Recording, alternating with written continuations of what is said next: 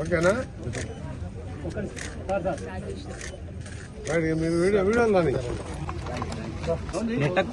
దేశంలోనే అతిపెద్ద ప్రజాస్వామ్య దేశమైన భారతదేశంలో పార్లమెంట్ ఎన్నికలు జరుగుతున్న సందర్భంగా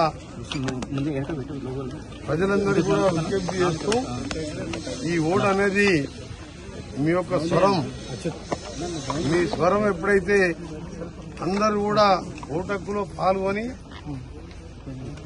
దాదాపుగా ప్రతి ఓటు ఉన్న వాళ్ళు ఓటు హక్కు వినియోగించుకున్నప్పుడే మీ స్వరం గట్టిగా పెరిగి ప్రజాస్వామ్యంలో మీ అందరికీ కూడా న్యాయం జరుగుతుంది. ఇది ఏ ఒక్కరికో ఈ ఓటు వస్తే నాకేం వస్తుందని కాదు. ఈ ఓటు వస్తే మీరు సరైన ప్రజాప్రతినిధులను ఎన్నుకున్నట్టయితే మీ జీవితాలతో పాటు మీ రాష్ట్రాలు మీ జిల్లా దేశం బాగుపడాలంటే ప్రతి ఒక్కరు కూడా ఓటు హక్కు వినియోగించుకోవాలని మీ అందరికీ కూడా విజ్ఞప్తి చేస్తున్నా.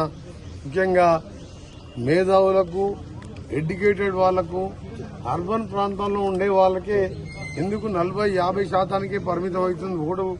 ఒక్కసారి చదువుకున్న మేధావులందరూ కూడా ఆలోచించుకోవాలి. మీరు ఓటు కోసం 1-2 గంటలు టైం ఇవ్వలేరా? ఈ రోజు ఎట్లా సెలవు దినంగా ప్రకటించింది. ఇవాళ అందరికీ కూడా దేశంలో కార్మికులకు కూడా వేతనంతో కూడిన సెలవు ప్రకటించింది.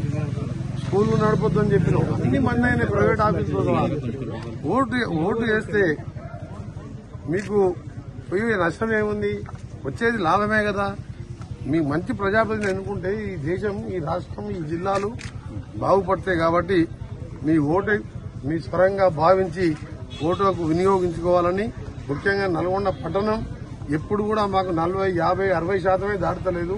ఈసారి కనీసం 80-90% దాటే విధంగా నల్గొండ పట్టణంలోని మేధావులందరికీ విజ్ఞప్తి చేస్తున్నా. మీరు ఏదో విధంగా మీరు వచ్చి కష్టం అనుకోకుండా దేవుని దేవల్ల వాతావరణం కూడా చల్లబడ్డది కాబట్టి 90% పైన నల్గొండ పట్టణంలో ఓటింగ్ పెరగాలని మీ అందరూ కూడా చేతులెత్తి విజ్ఞప్తి చేస్తూ మీకు నచ్చిన వారికి ఓటేయండి. తప్పకుండా వచ్చే 5 ఏళ్లు మన దేశం ప్రపంచంలోనే నెంబర్ 2, నెంబర్ 3 స్థానానికి పోయే విధంగా ఉండే విధంగా ఆలోచించి ఓటేయాలని మీ అందరికీ కోరుతూ ఒక సెక్యులర్ పార్టీ అభ్యర్థిగా సెక్యులర్ పార్టీ ఇక్కడ ఉన్న రాష్ట్ర మంత్రిగా కాకుండా ఒక సామాన్య మానవునిగా మీ అందరికీ విజ్ఞప్తి చేస్తున్నా. మంచి వాళ్లకు ఓటేసి మీ ఇష్టం ఉన్న వాళ్ళకు ఓటేసి ఓటింగ్ శాతాన్ని పెంచండి. ఓటింగ్ ఇప్పటికీ అనుకున్న దానికంటే మేము ఈ శాతానికి 10 గంటలకే దాదాపు 15, 16, 20% పెరిగింది. ఇంకా గ్రామీణ ప్రాంతాలు సబర్బన్ పోతే ఎక్కడ చూసినా కిలోమీటర్ల మేర లైన్ ఉన్నది.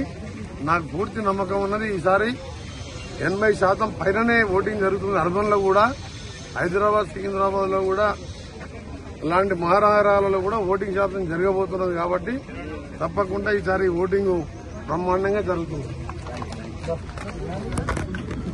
Subscribe us and press the bell icon for more interesting updates.